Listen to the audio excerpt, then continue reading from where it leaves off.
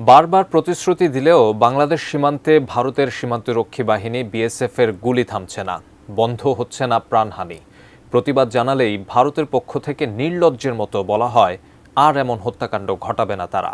তবে কখনোই কথা রাখতে পারেনি ভারত সরকার। সম্প্রতি ঢাকা দিল্লির চরম উত্তেজনার মধ্যেই এক বাংলাদেশিকে গুলি করে হত্যা করল ভারতের বিএসএফ। মোহাম্মদ সোহাগ বিশ্বাসের রিপোর্ট। আমার ছেলেকে দাও বাবা, আমার ছেলে খুব সৎ ছেলে বাবা, আমার গ্রামে জিজ্ঞাসা করো বাবা আমার ছেলে কিরকম। প্রতিবেশী দেশ ভারতের সঙ্গে বাংলাদেশের সম্পর্কে যে কটি বিষয় নিয়ে অস্বস্তি আছে সেগুলোর একটি হলো সীমান্ত হত্যা। বাংলাদেশের পক্ষ থেকে অনেক দিন ধরে সীমান্ত হত্যা শূন্যে নামিয়ে আনার তাগিদ দেওয়া হচ্ছে ভারতীয় কর্তৃপক্ষকে। ভারতীয় সীমান্তরক্ষী বাহিনী বিএসএফ, বর্ডার গার্ড বাংলাদেশ, বিজিবির সঙ্গে সীমান্ত সম্মেলন বা পতাকা বৈঠকে প্রতিবারই সীমান্তে আর গুলি চালাবে না বলে প্রতিশ্রুতি দেওয়া হয়, কিন্তু সেই প্রতিশ্রুতি কখনোই রক্ষা হয় না। সরকারি বেসরকারি বিভিন্ন সূত্র বলছে গত 7 বছরে সীমান্তে গুলিতে নিহত হয়েছে 201 জন বাংলাদেশি। বসুন্ধরা টিস্যুতে ছাড়ের ছড়াছড়ি। বসুন্ধরা টিস্যু নিয়ে এলো নিশ্চিত ছাড়। চলতি বছরের 5 মার্চ ঢাকার পিলখানায় বিজিবি বিএসএফ মহাপরিচালক পর্যায়ের 54তম সীমান্ত সম্মেলন শুরু হয়, আর 9 মার্চ সকালে যৌথ আলোচনার পর দলিল স্বাক্ষরের মধ্য দিয়ে শেষ হয় ওই সম্মেলন। ঢাকায় সীমান্ত সম্মেলনে অংশগ্রহণ শেষে বিএসএফের প্রধান ফিরে যাওয়ার পর সীমান্তে আরও মারমুখী হয়ে ওঠে বিএসএফ সদস্যরা, যা রীতিমতো বিস্ময় সৃষ্টি করে।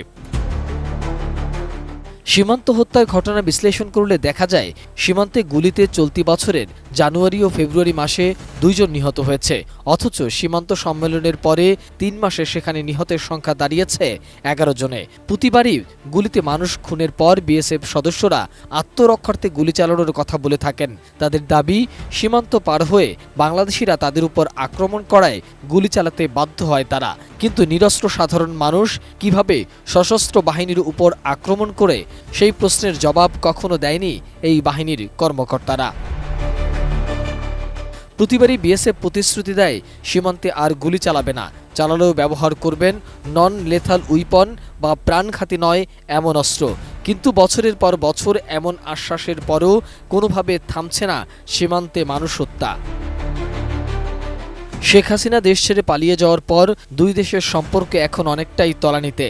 এমন সময় পঞ্চগড়ে মমিনপাড়া সীমান্তে আনোয়ার হোসেন নামে এক বাংলাদেশিকে গুলি করে হত্যা করে মরদেহ নিয়ে গেছে ভারতীয় সীমান্তরক্ষী বাহিনী BSF.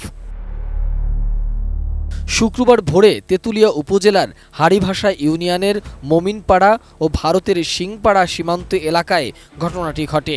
Nilphamari border guard Bangladesh বিজিবির 56 ব্যাটালিয়নের অধিনায়ক লেফটেন্যান্ট কর্নেল শেখ মোহাম্মদ বদরুদ্দোজা বিষয়টি নিশ্চিত করেছেন। পূর্বের মতো আবারও বিএসএফ দাবি করেছে ওই বাংলাদেশিরা তাদের উপর বটি ও বাঁশের লাঠি দিয়ে হামলা করতে গেলে আত্মরক্ষার্থে গুলি চালায় বিএসএফ। এ সময় ঘটনাস্থলে নিহত হয় আনোয়ার, পরে তার মরদেহ নিয়ে যায় বিএসএফ সদস্যরা। সেই সঙ্গে চোরাচালানের 2টি গরুও জব্দ করে বিএসএফ সদস্যরা। তবে বিএসএফ আদৌ তাদের কথা রাখতে পারবেন কিনা তা নিয়ে প্রশ্ন নানা মহলের। মোহাম্মদ সোহাগ বিশ্বাস, এটিএন নিউজ, ঢাকা।